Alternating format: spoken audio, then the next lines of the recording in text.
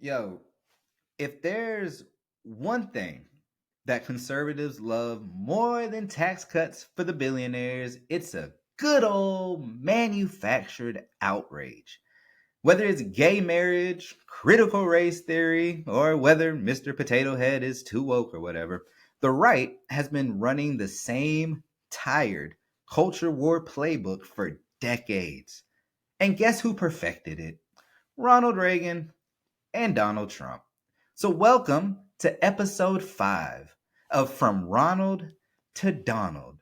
Today, we're breaking down how these two used fake outrage to keep you distracted while they robbed the country blind. Let's get into it. So, we got to talk about the original culture war general. So before Fox News, before social media, before them ugly ass MAGA hats, there was Ronald Reagan, a former Hollywood actor who understood theatrics better than anyone. And his greatest role, the defender of traditional America. How did he do it? All right. So he pushed the welfare queen myth and painted black women as lazy freeloaders while gutting social programs that helped millions. He attacked secularism and promoted Judeo Christian values, which really meant advancing white evangelical power. And he used family values rhetoric to justify his administration's inaction on the AIDS crisis while demonizing the LGBTQ plus community.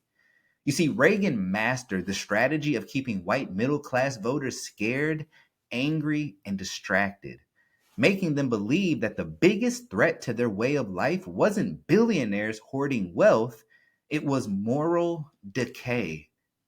Sound familiar? It should, because with Trump, now we have a culture war on steroids. Because he didn't just copy Reagan's playbook. He cranked that motherfucker up to 100 and threw it in some Twitter tantrums. Oh boy, look, they're coming for Christmas. Y'all remember that? Because nothing mobilizes conservatives like the idea that Starbucks isn't using the red cup. Anti-woke hysteria. The man made critical race theory his personal boogeyman and then turned everything into that, including woke and DEI and whatever else they want to throw in there. And then weaponizing trans rights. From bathroom bans to banning books, Trump turned basic human rights into threats to American values. And while his base was out here fighting about Dr. Seuss or whatever the fuck, he was slashing taxes for billionaires, gutting regulations, and handing the country over to corporate overlords.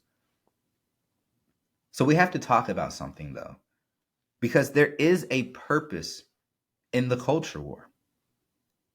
Like, none of these culture war fights are real. They are manufactured distractions, but they are designed to keep people from focusing on what actually matters. They do not want you talking about income inequality, so they scream about drag queens. They don't want you fighting for healthcare, so they make socialism sound like a dirty word. They don't want you holding the rich accountable, so they make you believe woke college kids are the real enemy. The culture war is a bait and switch.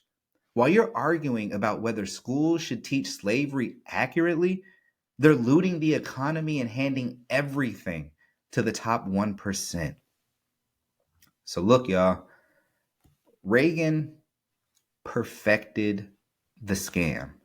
Trump took it to reality TV levels, and now every conservative politician follows the script. The truth, America's problems, they ain't drag queens, black history, or whatever woke thing they're screaming about this week. The real problem is unchecked greed and a system built to keep you distracted while the rich get richer. So, look, this whole collection and series has been From Ronald to Donald. I need you to watch this back so that we don't get caught again by the next scam. So, subscribe, share this, and spread the truth. Because if we don't expose this con, and if we don't pay attention to history, we will continue to repeat the cycles. I will see y'all later. Peace.